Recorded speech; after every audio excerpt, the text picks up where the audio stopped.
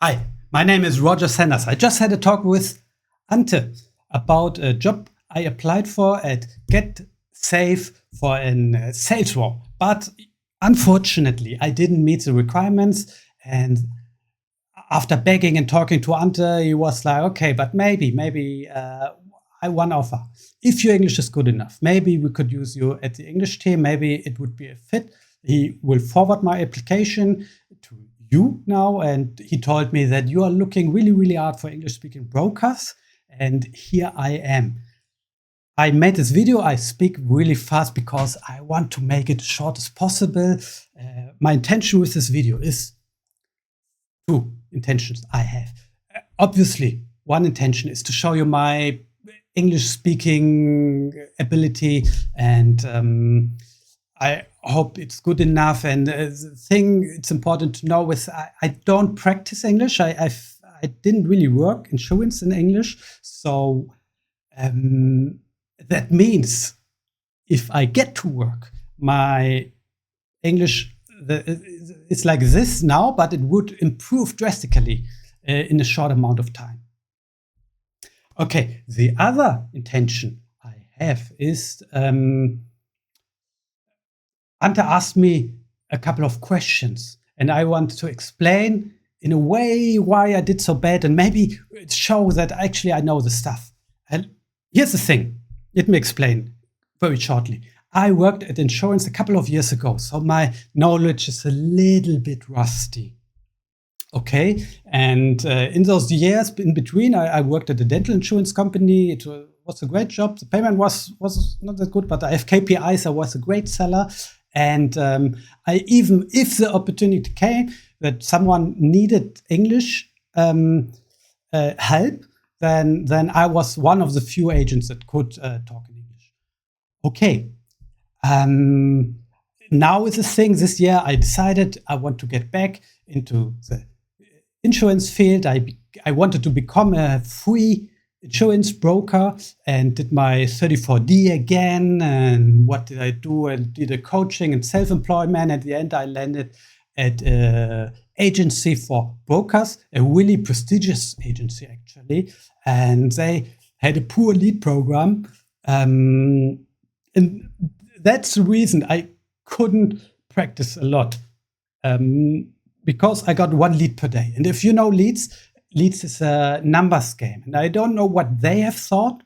They were older people mostly, and I think that they were not that much into the lead game. They were a little bit old school, but one lead per day, I tried to explain it to them that I can't work with one lead per day. The quality must be better of the leads or the amount. Okay, so as you can imagine, with that amount of leads in those months, I didn't really have the practice to get really back into shape. Back to the questions Ante asked me. Let me redo those answers. Give me the opportunity to show that the pressure is gone now. I actually could answer them. First question was, Roger, imagine me, Ante, as the CSO. Yeah, I am your customer now, and you want to recommend me a retirement plan I'm looking for. Yeah, well, he's looking for a retirement. I should give him a recommendation.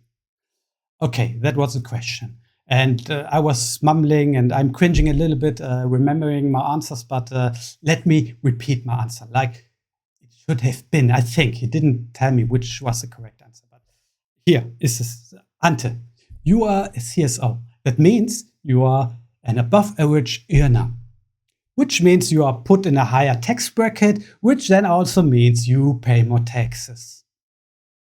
Okay, in that situation, usually I recommend one thing. It's a state plan called Rürup-Rente, also known as Basisrente. Okay, here's how it works. It's designed in a way that your payments into that retirement plan you can directly deduct them from your taxes. That means the more taxes you pay, the more of the amount you pay into that retirement plan you get back, which makes it very attractive for high earning people. I think that would have been sufficient. I could go on like, well, instead your outcome of the retirement phase, your the payment out of that plan gets taxed, and since your tax since your income is lower in your retirement phase than in your working phase, it's a win situation, and so on and so on. But that would have been sufficient. Okay, Berufsunfähigkeitsrente. He was asking about that. This is the only thing I had to look up. It's occupational disability plan.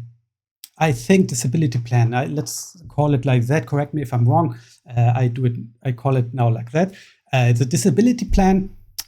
He was asking, what are the requirements for the disability plan to pay out the retirement money out of it? And I was like, well, we have to be unable to work. And this wasn't, of course, enough. But let me now redo my answer. It's like this.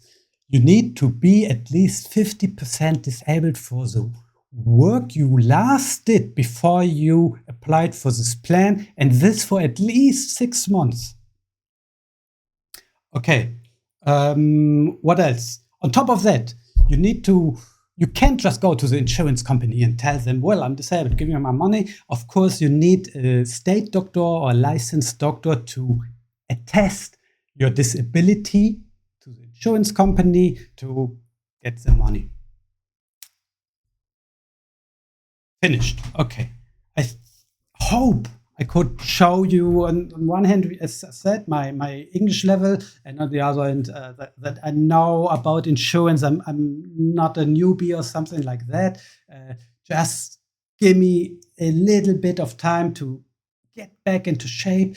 I promise I'm no low achiever. I can guarantee I will do at least over Medicor, but I aim for the top field, but let's see. I think you can't do anything wrong with me, and I hope to hear back from you soon. Feel free to contact me for questions. Let's have a talk. Let's have a meetup. And to make it short, have a nice day. Bye-bye. Hope to hear from you.